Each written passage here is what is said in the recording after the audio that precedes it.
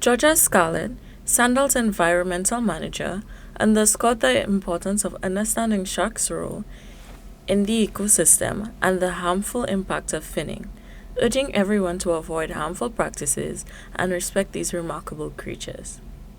The program aimed to release common fears with knowledge, emphasizing that sharks aren't mindless predators but play a vital role in ocean health. Following up on Sandal's Shark Education Initiative, here are the top insights you need to remember when encountering sharks. We know the importance of all marine species, and one of the things that we know has very, very negative connotations are sharks, and they are also very important to our marine ecosystems. Sharks are what we call keystone species, meaning they're the key in the ecosystem, and if you remove them, your ecosystem can tumble down. So we're actually teaching fishers and students this week about the importance of seeing a shark. You see a shark, all's well. And that's something that most people don't know because people don't want to see sharks. So these are the kinds of things you want to encourage people. Not all sharks are the same. You are different from me, even though we're both humans. And a nurse shark is different from a tiger shark, even though they're both sharks, and a lemon shark, things like that. And also we wanted to ensure that students and fishers know the types of shark that they have, because lots of people are not sure what's in the water. So we're teaching what is here, how to conserve it, how to sustainably use it. So here in St. Lucia, people do consume sharks, and they're doing it the good way, which is consuming all of the sharks, but we don't want them to fin, which happens in a lot of Asian countries, where they remove the fin and toss it back, thinking that it will grow back, and it doesn't happen like that. Our arms don't grow back naturally, their fins don't grow back naturally. Key considerations were also shared by Lindsay Patterson, Education Manager at the Georgia Aquarium, who provided essential safety tips for handling shark encounters. According to Patterson, there are specific things to keep in mind when a shark approaches, such as maintaining calm and respecting its peace. These insights empower guests to respond to shark encounters with greater confidence, ensuring safer interactions based on understanding rather than fear.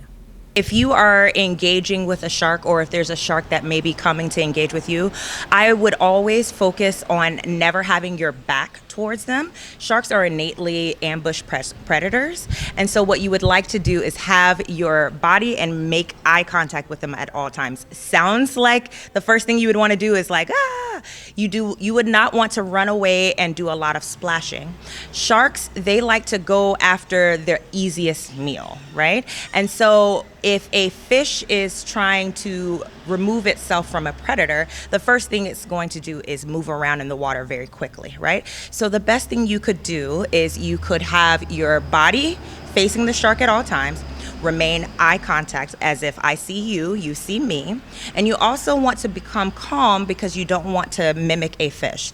One of the strongest pieces of advice came from Thomas Nelson, Deputy Chief Fisheries Officer, who highlighted the importance of knowing when to safely distance oneself from sharks. His approach stretched the balance of awareness and caution needed when sharing the ocean with these animals.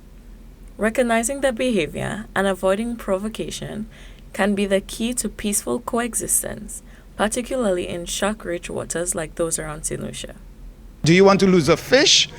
Do you want to save your life that you can actually get to fish another day versus, losing your life just to, try to get a fish?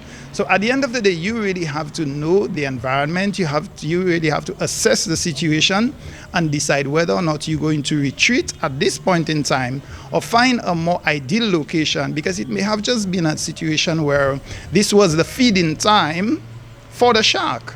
And therefore, you should really allow, considering you're not a marine creature, right? You are a terrestrial or land-based creature. The shark is a marine creature. So by the nature of it, it will always be within the marine environment. So therefore, you have to assess the situation and give the shark an opportunity to feed, and then you come later, because at some point, its stomach will be full, and then it will go into hiding. Overall, the shark education lessons at Sandals aim to dispel common misconceptions and equip guests with valuable knowledge to make shark encounters both safe and enriching.